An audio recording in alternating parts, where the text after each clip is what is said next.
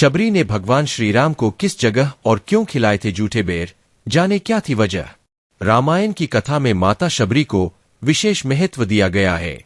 माता शबरी भगवान राम की परम भक्त थीं। इसके बाद भी उन्होंने भगवान श्रीराम स्वयं चखकर मीठे बेर क्यों खिलाए थे? वह कौन सा स्थान है जहां शबरी ने भगवान राम को जूठे बेर खिलाए थे? पूरी जानकारी जानिए।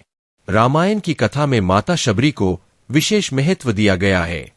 माता शबरी भगवान राम की भक्त थी। उन्होंने सालों तक भगवान राम और माता सीता की भक्ति करने के साथ उनकी प्रतीक्षा की थी। जब भगवान राम की माता सीता की खोज करते समय वन के रास्ते में माता शबरी से भेंट हुई। उससे पहले माता शबरी रोज मार्ग में पुष्प बिछाकर और चखकर मीठे बेर भगवान राम के लिए चुनकर रखती थीं, और एक दिन शबरी की इंतजार पूरा हुआ तो आखिरकार भगवान राम से उनकी भेंट हो ही गई। आइए जानते हैं कि वह कौन सा स्थान था जहां पर भगवान राम और माता शबरी की भेंट हुई थी। यही नहीं, भगवान राम ने माता शबरी के जूठे बेर क्यों खाए थे? भगवान राम और माता शबरी की भेंट उस समय हुई थी जब श्रीराम जंगलों में माता सीता की खोज में भटक रहे थे। रामायण में भगवान राम का माता शबरी से भेंट के स्थान का विवरण है।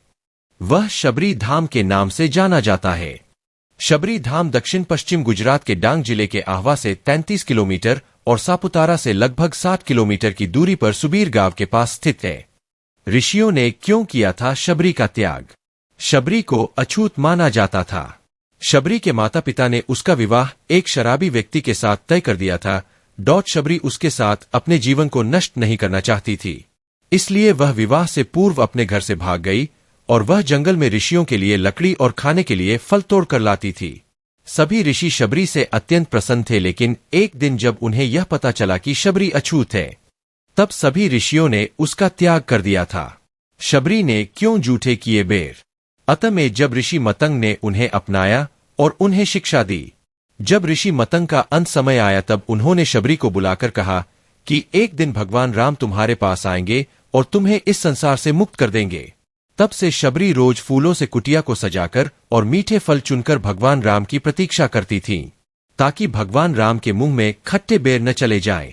सालों तक प्रतीक्षा करते हुए जब शबरी बूढ़ी हो चुकी थी, भगवान राम माता सीता की खोज करते हुए उस वन में पहुंचे जहां शबरी की कुटिया थी। श्रीराम ने ऋषियों पूछा शबरी का पता। भगवान राम जब तालाब से पानी लेने के लिए आगे बढ़े तब ऋषियों ने उन्हें रोक दिया और कहा कि इस तालाब से एक अछूत स्त्री जल लेकर जाती है। सभी ऋषियों ने इस तालाब का त्याग कर दिया है। यह सुनकर राम ने ऋषियों से कहा कि कोई स्त्री अछूत नहीं हो सकती है। स्त्री एक इंसान को जन्म देती है, वह किस तरह अछूत हो सकती है? यह सब कहकर भगवान राम ने शबरी की कुटिया का पता पूछा और शबरी के पास पहुंच गए। भगवान राम को परोसे जूठे बेर। भगवान राम जैसे ही कुटिया तक पहुंचे, शबरी ने उन्हें पहचान लिया और उनके चरणों में आकर गिर गई। शबरी भगवान राम और लक्ष्मण को अपनी कुटिया में ले गई और उनकी आवभगत करने लगी। तब शबरी ने भगवान राम को जूठे बेर परोसे और राम जी बेर खाने लगे। तभी लक्ष्मण बोले कि यह जूठे बेर है, आप कैसे खा सकते हैं? इस पर श्रीराम ने कहा कि यह झूठे नहीं मीठे बेर है। इनमें माता शबरी के प्रेम और स्नेह की मिठास है। अंत में शबरी ने भगवान राम का आशीर्वाद ग्रहण कर अपना शरीर त्याग दिया।